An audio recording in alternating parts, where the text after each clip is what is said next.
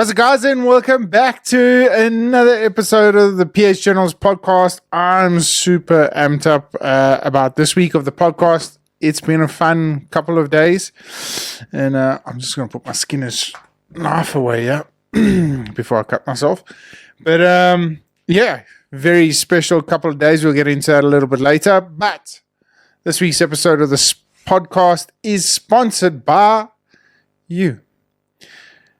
I want to take this opportunity, I do it often, but I really want to take this opportunity to dedicate this episode of the podcast to everyone that has supported me on this incredible journey.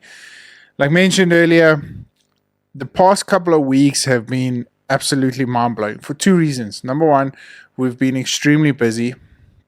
But number two, I have had a lot of people reach out to me. I've had guys from New Zealand, Australia, America, and then of course a bunch of young enthusiastic hunters in South Africa reach out to me. Some asking for advice, some giving the thumbs up about the YouTube channel, and so many different things, or a bit of advice here and there.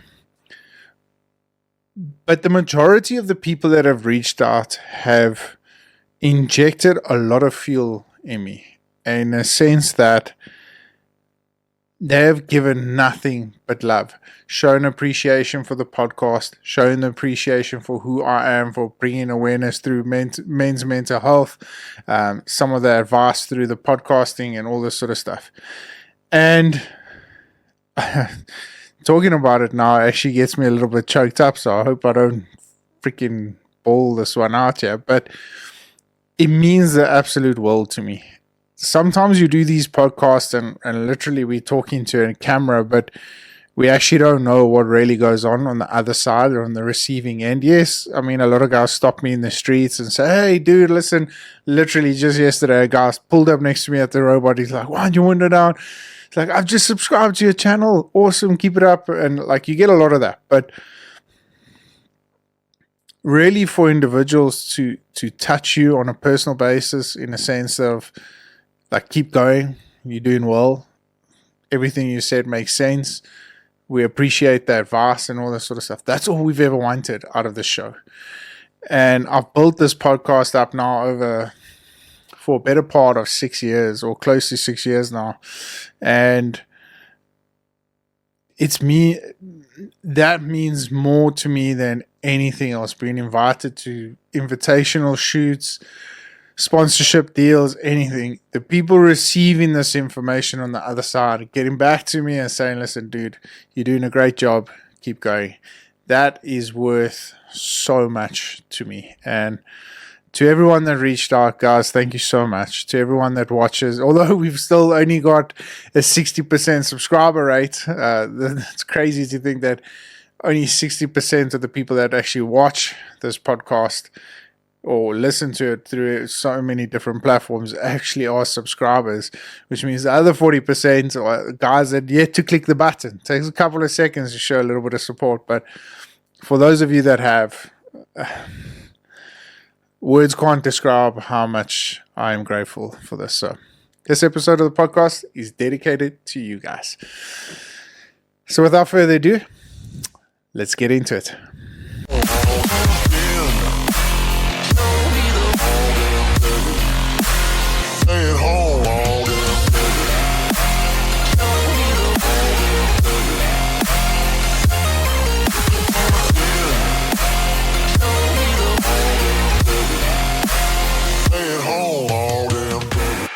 So guys, over the past, like I said, a couple of years now, I've been given what is the ultimate package that I would design and put out there for international hunters to come out and hunt.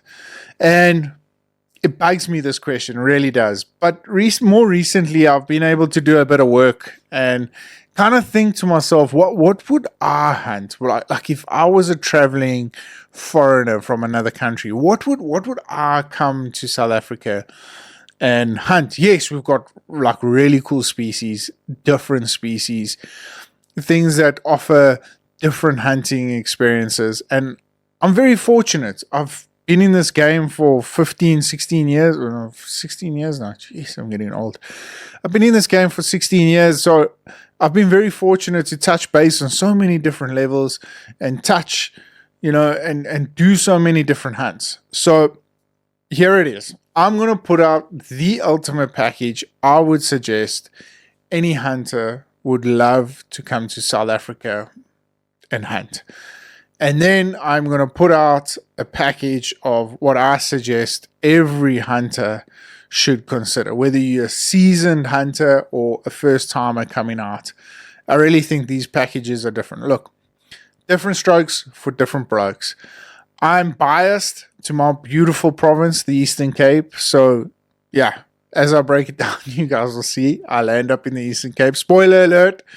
But I just think, in a nutshell, this is just my personal anticipation on this whole thing. So I've ruled out so many different things, right?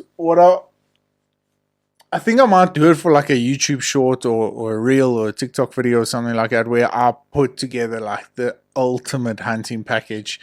Doesn't matter the country, doesn't matter the price tag, doesn't matter anything. But what I'm going to do is I'm going to explain how I got to the Eastern Cape. And then what I'm going to do is explain the species bit by bit and do a cost evaluation on it, and then kind of see where we come out. Now, I tried to limit myself to a certain number of animals, but as we go along, you'll see that it's very difficult, especially on a 10-day safari. So let's paint the picture, right? You're coming out to South Africa, unlimited budget. Nothing is holding your credit card ransom. You can start anywhere in the country and finish anywhere in the country. Flights are unlimited. There's no logistical nightmares or anything like that. Access is easy, and your professional hunter is top range. Your choice of weapons, we'll get into weapons a little bit later, what I prefer. And then number of species. It's a 10-day safari, like mentioned, and then you've got a limited number of species. We can't go more than 10, and we can't go less than 5. So there's got to be that balance point. So, country of choice, of course, has to be South Africa. I had, for a very short space of time, I had Tanzania in there, because I'm a big Tanzanian fan. I love the area. I love what is involved in that area. It's just the diversity of species. I mean, South Africa, we're lucky, but they're also just as lucky. So it was a toss-up between South Africa and Tanzania. Mozambique, I hunted on a very limited occasion. I'll be honest with you, I'm not a big fan of the swampy areas. I know it's not all like that, but that wasn't one of my... So we got down to South Africa purely just based on the diversity of animals, the terrain, weather conditions, and accessibility. So when it came to South Africa, where was the province going to be? But now, because we had a limit of 10 days and we could travel, I decided that I was going to choose one other animal outside of the Eastern Cape. And that one other animal we would be going to Natal for. And I'll tell you a little bit later about that, what species that will be. So, weapons. I love my 270. Another spoiler alert. There is no dangerous game in this package. And there's two reasons for that. Number one, permits are extremely scarce when it comes to hunting any one of the big 5 in South Africa. I don't feel... I know I will have the opportunity at some stage to hunt lion and all that sort of stuff personally outside of the country of South Africa, because I wouldn't want to hunt it in South Africa. Not because I've got anything against the lions that are hunted here, just because I would like to do it differently to how we hunt it here. Yeah, it's a lot of spot and stalk. I would like to bait and do that sort of environment like we did in Tanzania a couple of years ago, where we actually baited for the lions. That was something very, very special. There's a lot more to it. Cape buffalo, not hunting here. There's a couple of reasons why. I've hunted many, many, many Cape buffalo in South Africa, and there's nothing against the hunt. It's just not the type of hunting I would like to do on a Cape buffalo hunt. Specifically in South Africa, if I had to choose a place, I would love to hunt a Cape buffalo. I've hunted many down there, but in the Fort Beaufort region, I love that area. I love the terrain. I think it's one of the gnarliest buffalo hunts you can ever experience. So if I ever do get an opportunity to hunt a Cape buffalo, which doesn't seem likely anytime soon, especially in South Africa, I would love to do it in an area where there's thick brush. There's a lot of walk stalk. Again, it's got nothing to do with high fencing and all this sort of stuff. I can hear the questions already coming through. It's got nothing to do with the conditions of hunting. I'm just saying, in a perfect world, hunting a Cape buffalo out in the swamps of Mozambique, maybe even, or down the dusty roads down in Zimbabwe. Zimbabwe, I've heard, have got some incredible buffalo hunts. I've never hunted a buffalo in Zimbabwe. Tanzania, also very, very special, but vast herds, big herds of hunting. So yeah, each place has its pros and cons, but for me, whatever the opportunity presents itself. But right now, we are not putting Cape buffalo on the list. And then, of course, when it comes to leopard and that sort of stuff, prioritizing permits and stuff, it wouldn't be realistic for me to put any one of those cats onto the package. And like I said, the elephant tags that do come up are management elephant tags that I've seen. I could be wrong. There could be trophy elephant tags that are hanging around somewhere, but very difficult to acquire. But management bulls are normally on the border of the other African countries. Excuse me. But yeah, Botswana for me would probably be the home where I would love to go and hunt an elephant if I ever get the opportunity. Of course, rhino, done a lot of rhino hunting. I wouldn't personally go and actually kill a rhino, shoot a rhino dead. I have done it with clients many, many times. But something that really was lacquer to do, was really, really nice to do, was a green hunt. Those of you that don't know what a green hunt is when you actually dart the rhino with a Vita dart.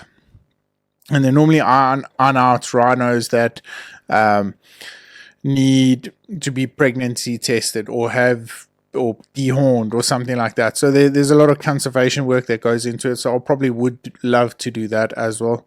If I ever do chase one of the archery goals or trophies or awards or whatever it is, I would look more into it. But yeah, again, not the reason why I put the rhino on here. So yeah, no big five. Surprised much, I guess. But my decision was based around hunting conditions, why we hunt in these sort of conditions, and the actual hunt itself. So, like I said, I love the Eastern Cape. The Eastern Cape is home. I've hunted here for many, many years. It never gets boring. It always stays true to itself. You can 1 minute hunt thick shrubby areas like Fort Beaufort region. You can get down to the coast into the forestry regions. You can come up here to Queenstown, on the outskirts of Queenstown in the mountainous ranges. Or you can be in the wide open flats of Dordrecht, Maltino, those sort of areas chasing Vaal Reedbuck. So the vast diversity of the Eastern Cape is just absolutely impeccable, and it's something that holds true to itself. So, for me, that's just something I would really, really love to hunt. Cool. So, now that we've ironed it out, weapon of choice, I'm very biased towards been a bow hunter, but if I had to choose a rifle, of course, it would be my trusty old 270. And then bow, my Matthews Arc is, of course, that's my dream team. Okay, now we get to the good part. Species, costing, and why I've chosen it. So, to kick it off, we've arrived in Johannesburg, South Africa. We've got a chartered, or we've been chauffeured to the Limpopo region, more area considered the Bela Bela region. And what are we hunting up there? One of Africa's most elusive, dynamic, fearless species there is. Permits are very scarce to come about, but they are available. And that is the honey badger. I've hunted these incredible species a couple of times.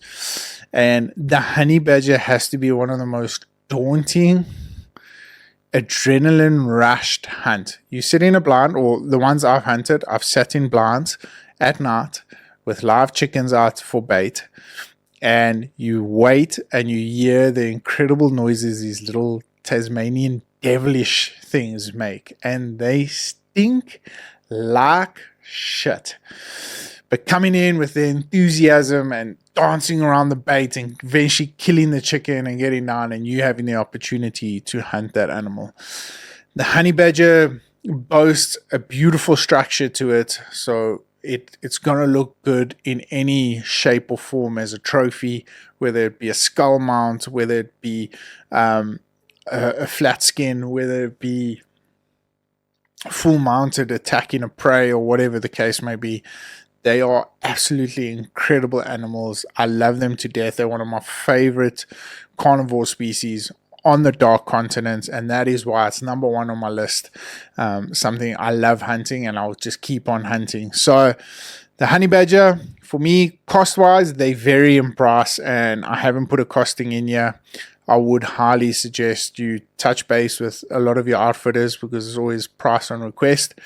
But one of the most intense hunts you'll ever do. And it just gives you that different perspective of nightlife and hunting at a different area, a different vibe, because hunting at night is just something completely different, especially when you're sitting in a blind trying to be as still as possible. You've played the wind into your hands, and you can hear all these sounds, pretty similar to hunting bushbuck. You get to hear a lot of what goes on beyond your vision point, and it's kind of daunting. But for me, that's number one on the list. Jump on a plane, head down to the Eastern Cape, and our first stop is going to be out in the coastal regions, close to Port Alfred, Port Elizabeth, that side, and we will be hunting the blue duiker. Again, out of a blind, over a watering hole. Blue duiker are extremely elusive. I hunted them on both methods, with the dogs and over on the blinds. For me, the blind is just a much more intimate experience. I love doing that because you can also be selective. With the dogs, you don't have much selection available there, because it's a lot of fast moving stuff, and a lot of the times females are caught up in the whole action. And so heading down to the coastal areas, you're kicking off your tiny 10 with Eastern Cape blue duiker, a beautiful species. But we don't leave the coastal areas. We hang around and we go and search into the thick forestry bushes. Blue duiker, we're ranging anywhere from about $1,600 to just over $2,000 for the blue duiker. And we stick into the coastal areas, one of my favorite spiraled horn animals to hunt, and that is the Nyala. Now, in Nyala, I know there are some great areas down on the KwaZulu-Natal coastline, but the Eastern Cape have, in most recent times, upped their genetics, and have really got some great quality Nyala bulls hanging around, more so on the western coastline of the Eastern Cape. So we stick around, we shoot the blue duiker, grab ourselves in Nyala. In Nyala, you can look at $1,200 at the moment, or anywhere from $1,200 to $1,500. And then we head from Nyala and we start making our way up into the mountainous regions. But we are making a quick pit stop in a little town called Komga. Now, just before COVID was my first time I ever hunted a bushbuck. Let me rephrase that. It was my first time I ever shot. I shot my first ram in COVID with my good mate, Grant Acton. Got a lot of time for the guy. He managed to hook me up just on the outskirts of Port Alfred on a coastal ram. It's one of my most favorite photos there ever is, because it took me 13 years to get to that point. Ever since I was a lighty, from about 2007, when I was in school still, every winter, every start of the hunting season, we would go down to the Komga region and try and get myself a bushbuck on the same property, different spots, but every single time. It was like clockwork. Come season, my mate would phone me, Bills, listen, you keen, bushbuck hunt, let's go down. Now he knew how much a bushbuck meant to me, and especially a Komga bushbuck. Sorry guys, it's been absolutely bitterly cold here in the Eastern Cape lately, and I've got a bit of a chest cough, so I might be sounding a bit off here. But so for me, Komga bushbuck is just the pinnacle, the ultimate spiraled horn, my favorite animal of all. The way you hunt them, the way you plan, it's a chess game. To spot them is firstly the big ambition. Once you spot them, it's getting in close, making sure you make the correct plans and monitoring where the movements are happening, watching the wind the whole time, your thermals and all that sort of stuff. Why Komga? I don't know. Komga, for me, I've just seen the bushbuck come out of that area.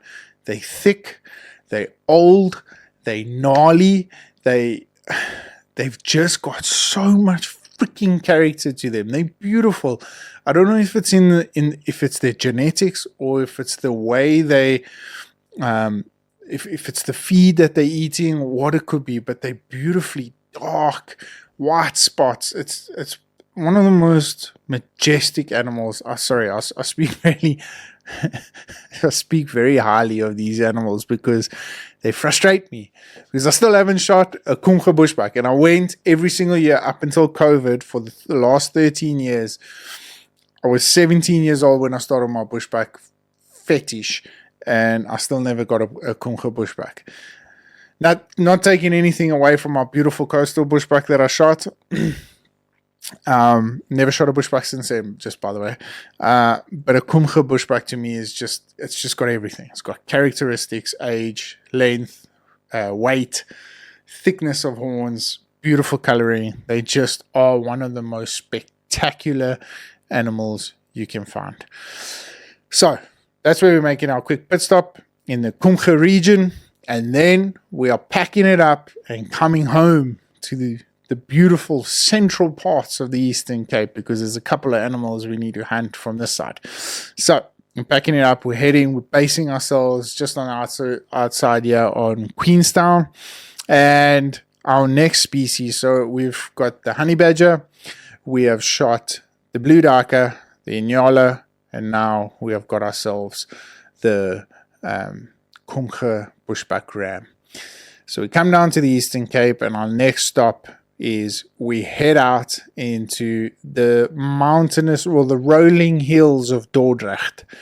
Now, Dordrecht for me is a very special little facility because it's got a lot of grassy rolling hills, but they have also got extremely beautiful and very special Vaal Reedbuck. But this hunt's going to be different. So we're going to spend a day scouting, and then we're actually going to spend a night out in the mountainous region. We're going to actually camp in one of the valleys, set up a beautiful little pop-up camp with a makeshift braai, and braai a couple of lamb chops, and a tin of baked beans or whatever it may be, a proper cowboy evening out, and set ourselves up nice and early for the following day to head out and hunt these elusive Vaal Reedbuck. Now, Vaal Reedbuck for me are one of the most special species to take. And again, I'm a little bit biased because we've come down to the Eastern Cape, and I would want you to leave with some of the most beautiful species in the Eastern Cape.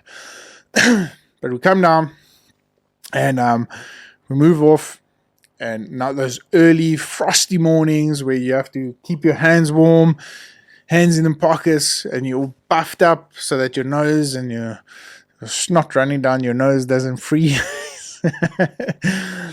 But you're walking through these hills, you're crossing these rolling hills, and you're trying to pick up onto the herds that you had scouted the day before. Pick yourself out a beautiful ram, anything from 7 inches onwards. And the Komga Bushbuck, you're looking at around about $1,000 to $1,200. So Vaal Reedbuck, you're looking at about $1,800, I think it is now, to $1,900. Vaal Reedbuck, you get down into distance. You would like to close that gap to about 300 yards, and that's the beautiful part of the hunt, is that it's this constant. You understand that you have to sacrifice distance for quality. So what I mean by that is that the further you are away from the animal, the bigger the ram is generally going to be, because you want to take your opportunity at distance. Because once they spot you, they're crossing a couple of hills over to get away from you as fast as they possibly can. And trust me, they move like lightning over these rolling hills. So crossing these rolling hills, you've been as precise, using as many rock faces or whatever sort of vantage points you have, but also trying to get yourself as low as possible to the ground, because like I said, once these guys see you, their eyesight is absolutely incredible. Once they see you, they are gone. So Vaal Reedbuck is number 5 on the list. We come down back into Queenstown, and now an animal. If you guys go and watch some of my YouTube channels, you guys will know about this species, an animal that has adapted. It's a swamp animal. It's generally it hangs around swampy areas up in the more northern parts of the southern points of Africa. But it's done exceptionally well in our area for some reason. And a lot of farmers have got some great quality Lechwe. Now, a red Lechwe to me is one of the most spectacular animals there is. They are absolutely beautiful. There's just something very, very special about the Lechwe. So for me, that is number 6 on the list. Lechwe, you're looking at about $1,600 now, I think it is. I could be wrong with all these prices. I'll try and get some of the prices from our most recent updated price list. And I'll put them down in the description below so you guys can go and have a look at the accurate pricing over there. So that is number 6 on the list. And then of course we head back into the mountains. Now we do a proper East Cape mountain hunt, and we spend a lot of time. We spend a good part of 2 days scouting out Kudu, and we watch them move. We watch their feeding and grazing patterns. We get into position and we look for those big bodied bulls. Ivory tips, more than 2 inches. Flaring. I'm a big flaring bull kind of guy. I've shot a figure 8 and now I want to shoot a flaring bull. That's the beautiful thing about Kudu. You can come over to South Africa so many times and shoot a Kudu in so many different provinces, and not one of them will have the exact same shape as what you have shot. So I'm a big flaring guy. So we're spending a lot of time out in the mountainous ranges, early morning, late evening, watching the sun, watching for those the reflection of the horns, and or watching them chase females around, depending on what time of the year you're coming out. Again, those early mornings, keeping your hands warm. Oh, I love it. Sitting down, popping the spotting scope out, glassing the side of those mountains, making sure that you're putting yourself in the best possible position. And again, watching their movement and how you can either intercept them or follow them until you get into precisely the perfect moment. Complete mountain hunt. Recovery is one of the most special parts of the hunt, is recovering an East Cape Kudu bull, because I promise you now, they never fall where you want them to fall. They will always go and fall or die in the most horrendous places to recover. That is number 7 on the list. And then, of course, last but definitely not least, and probably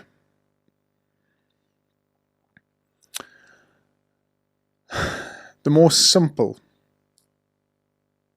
it's on every hunting package there is a blue wildebeest. Ladies and gentlemen, I'm a big blue wildebeest fan. It's one of my goals to shoot a blue wildebeest this year with a bow. I've shot many with a rifle. I love hunting them. There's something about the raw power that has me beat. The burliness of them, the absolute robust nature of who they are, the way they snort, the way they grunt, the way you hunt them, because they're not like their black wildebeest counterparts. The way you hunt them is in the thick thorn trees, you using those acacia fortresses to move around and make sure that you get the best possible shot. A lot of times I've had shots off the knees and we've had to get down onto our stomachs and prop ourselves up, and you shooting under low hanging thorn trees. And yeah, very, very special hunt. A blue wildebeest to me is one of the most epic hunts you can have. And yeah, ladies, gentlemen, that is my ultimate South African package. Now, some people might enjoy it. Some people might think, oh, what a load of hog shit. And some guys might be curious about some of the species and where I've chosen to hunt them are. And for me, that's what gets me going. Simple stuff. I'm not a big, I don't chase the adrenaline. I'm a more calm, collected, watch, observe, maneuver, get myself into the right position kind of guy. And for me, that's something I always take on. So there are the animals. Camp environment, beautiful, rustic, old lodging with some skulls on the wall, trophies on the wall, a nice big bonfire outside where we can sit and tell stories and reminisce, and a family type cooked meal environment. And that's who I am. That's the ultimate package of a South African safari. So, guys, I hope you enjoyed that one. Like I said, that one it's taking me some time to answer that question. But since I've had a bit of time to think about it and reminisce and go back on the good old days on how I hunted these different species with different clients, and each one of them has a moment where I'm like, you remember how we shot that honey badger? Or, shit, we chased that blue wildebeest for 2 days. For 2 days, the same bull, we chased him for 2 freaking days. The Komga bushbuck. Every single year for 13 years, I saw a beautiful ram that I wanted to shoot, get onto the sticks, shaking like a dithering idiot, and not being able to pull the trigger, and watching it disappear into the sunset. Those have lasting impressions and stories to tell. And I'm forever grateful for that, because animals have given me a sense of purpose and understanding of where this whole thing really is all about. But yeah. So, like promised, here is my beginners or pretty all-round great package to come out to South Africa and hunt. 6 animals for 10 days. Sable, red hartebeest, springbuck, impala, warthog. Of course, a good warthog has always got to be on there. And then last, and definitely not least, the red Lechwe. That is a nice little package to get yourself started on your most incredible safari yet. There's a lot of plains game in there, and there's a nice little bit of diversity. Of course, number 7 would always be a spiraled horn animal, just to throw in a bit of downtime and a bit of time to reflect in a different kind of scenario of hunting. So you can look at Kudu, Nyala, or Bushbuck, of course. Ladies and gentlemen, that is me. Once again, guys, quickly, before I gotta go, thank you guys so much for all the support, for the love, the phone calls, the messages. Right now, while we were doing this podcast, I literally got a message on Instagram saying, loved last week's episode. It's crazy. It's crazy. I feel it, and I'm so grateful for it. I never, ever want to take the love, the support, and the appreciation for granted. I hope you guys know that. So, from myself, as always, if you are, happy hunting. Until then, stay safe, stay blessed, stay humble. We'll catch up with you guys soon.